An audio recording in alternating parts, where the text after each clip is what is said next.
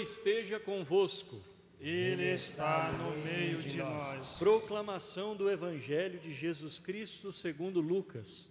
Glória a vós, Senhor. Naquele tempo, Jesus, cheio do Espírito Santo, voltou do Jordão, e no deserto ele era guiado pelo Espírito. Ali foi tentado pelo diabo durante 40 dias. Não comeu nada naqueles dias, e depois disso sentiu fome. O diabo disse então a Jesus: se és filho de Deus, manda que esta pedra se mude em pão. Jesus respondeu: a Escritura diz, não só de pão vive o homem. O diabo levou Jesus para o alto, mostrou-lhe por um instante todos os reinos do mundo e lhe disse: eu te darei todo este poder e toda a sua glória, porque tudo isso foi entregue a mim, e posso dá-lo a quem eu quiser. Portanto, se te prostrares diante de mim em adoração, tudo isso será teu. Jesus respondeu: a Escritura diz, adorarás o Senhor teu Deus e só a Ele servirás. Depois, o diabo levou Jesus a Jerusalém, colocou-o sobre a parte mais alta do templo e lhe disse: se és filho de Deus, atira-te daqui abaixo, porque a Escritura diz, Deus ordenará aos seus anjos a teu respeito, que te guardem com cuidado. E mais ainda, eles te levarão nas mãos para que não tropeces em alguma pedra. Jesus, porém, respondeu: a Escritura diz, não tentarás o Senhor teu Deus. Terminada toda a tentação, o diabo afastou-se de Jesus para retornar no tempo oportuno. Palavra da salvação. Glória a vós, Senhor.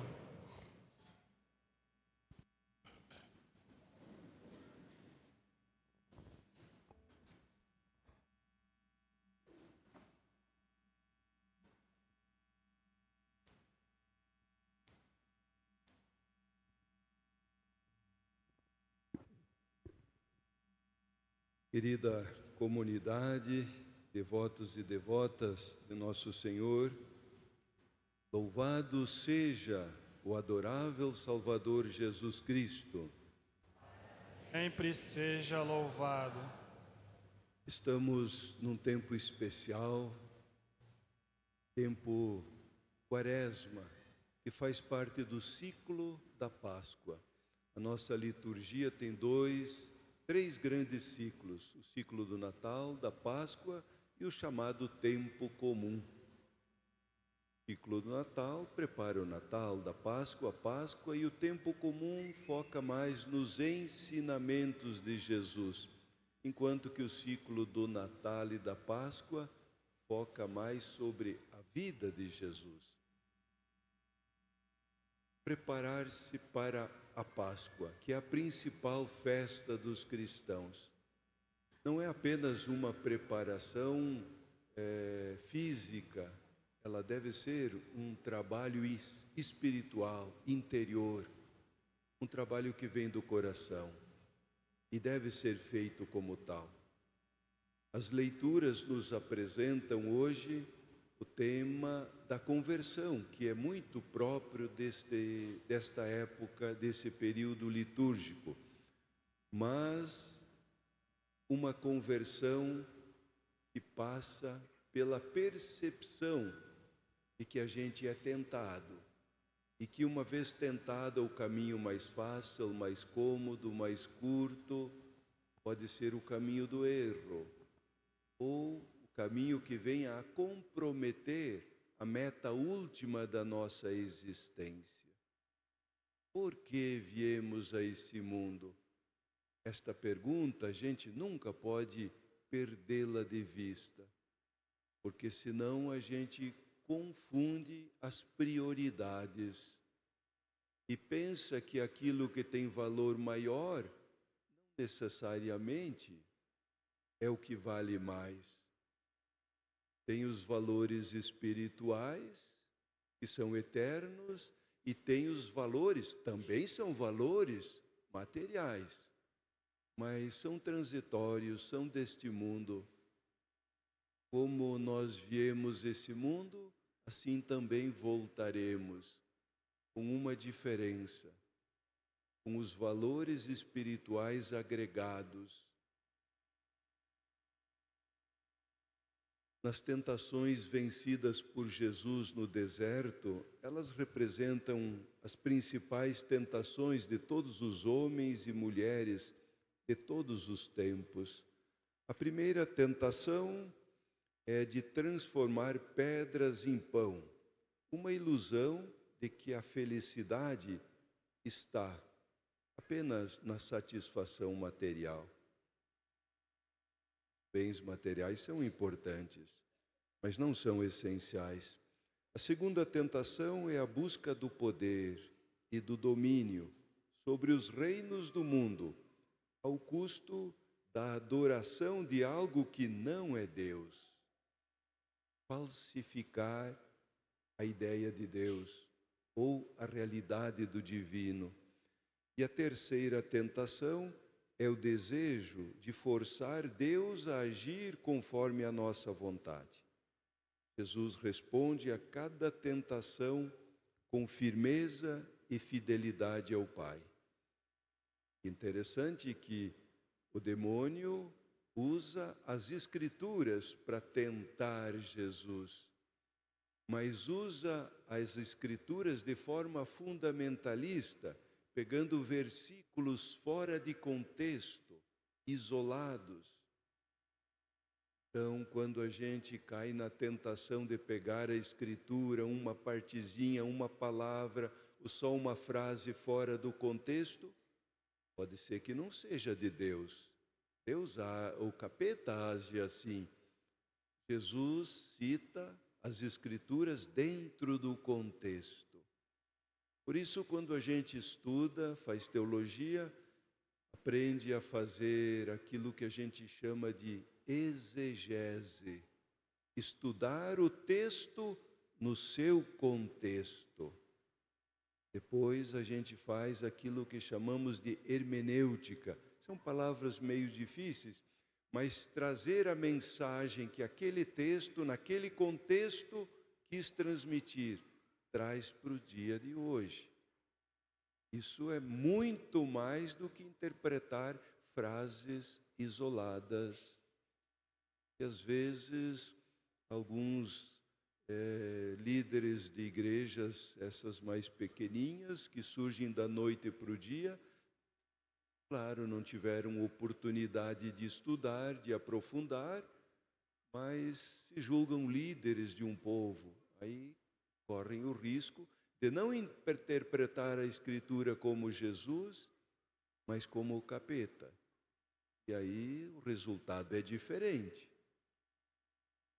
Em todo caso, temos como referência também a primeira leitura, que recorda a história do povo de Israel, que reconhece a ação libertadora de Deus em sua vida e, em gratidão, oferece os primeiros frutos, o sentimento de gratidão. É muito importante para a gente não errar quando vai ler a Escritura. E você vai abrir a Escritura para agradecer, muito mais do que para pedir, você já tem uma luz que vai ajudar no discernimento. A segunda leitura nos lembra que quem na Escritura crer não será confundido, ou melhor, quem em Jesus crer. A palavra não está longe de você, está ao alcance da tua mão, na tua boca e no teu coração. E quem confessar Jesus com a boca, quer dizer, tem que falar, não é só uma expressão interior. Quem confessar que Jesus é o Senhor, falando com a boca, este será salvo. Por isso, a dimensão missionária, o testemunho, é muito importante. Tem que falar com a boca. E quando a gente fala com a boca, aquela expressão que tinha um pouco de vida e de fé dentro de nós, fica mais forte ainda. Nós temos neste tempo, ou nesta quaresma, a campanha da fraternidade, que é um tema, a campanha está em já 61 anos. Cada ano se escolhe um tema, que é uma urgência nacional. E pela 9ª vez aparece o tema da ecologia, o cuidado com o mundo, com o planeta. Significa que nós não estamos superando os nossos limites e dificuldades. E o planeta gradativamente está dando sinais de que vai entrar em colapso. Sinais são claros. Secas severíssimas, os rios da Amazônia, a grande Amazônia, os grandes rios secos. Enchente no Rio Grande do Sul, de levar cidades embora. Sempre houveram secas e enchentes, mas não da forma como estamos tendo agora. Os incêndios, que no Brasil, nos Estados Unidos, são sinais de que o planeta está entrando em colapso. Então, mais uma campanha da fraternidade para nos ajudar a perceber que nós somos hóspedes. E o planeta, o Papa Francisco nos ensinou a chamar de a nossa casa comum. Precisamos percebê-lo, então, como a casa de todos nós que precisa ser cuidada. E o tema é ecologia integral. Integral é completa, que não falta nada, é íntegra, não falta os pedaços. Nós precisamos mudar nossas atitudes ou enfrentaremos consequências ainda mais graves das catástrofes ambientais que já atingem o nosso país e também o mundo. Papa Francisco, na Laudato Si, nos alerta sobre a necessidade de realmar, dar nova alma para a economia. A economia que gera o nosso planeta é uma economia predatória. Sacrifica-se quase tudo em nome do lucro. Não, algumas coisas a gente não pode negociar. Umas sim, outras não. Nós não podemos comprometer o futuro do planeta e nós consumir as reservas vitais do planeta que são reservadas para as futuras gerações. Nós não temos esse direito de comprometer a qualidade de vida das futuras gerações. Deveríamos ter a preocupação de entregar um planeta igual ou melhor do que aquele que recebemos. É isto que a campanha da fraternidade quer que entendamos. E esta é uma das principais tentações no deserto da nossa vida, do nosso trabalho, do nosso consumismo, tentações estas que precisam ser vencidas. Temos muitas coisas boas, muitos valores na nossa sociedade, não é só coisa ruim, tem muitos valores, mas precisamos discernir, interpretar a Escritura ao sinal ou do jeito de Jesus. O deserto é um tempo de redescobrir o essencial. Somos chamados a vencer as tentações do egoísmo, da ganância, da indiferença e abraçar o caminho do cuidado, da responsabilidade e do amor. Como Jesus resistiu às propostas do maligno, também devemos resistir à tentação de explorar irresponsavelmente a terra e buscar um modo de vida simples, solidário e sustentável. Conta a história que Um homem, depois de muitos anos de muito trabalho, dedicação, conseguiu juntar uma boa quantidade de dinheiro. Mas ele era bastante suvina e pegou aquele dinheiro, colocou numa caixinha, num pote e escondeu longe de casa, num pedregulho, numas rochas que tinha lá embaixo de uma pedra. De vez em quando ele ia lá dar uma namorada no tesouro dele, quase como que os jacarés fazem quando namoram os seus ovos. E dava uma olhada e voltava.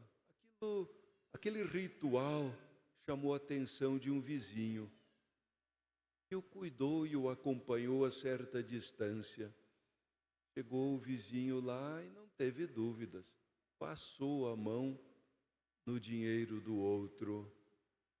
Na próxima visita, o homem entrou em desespero. Roubaram meu tesouro, roubaram a minha alma. Que serei de mim agora sem o meu tesouro, sem a minha alma?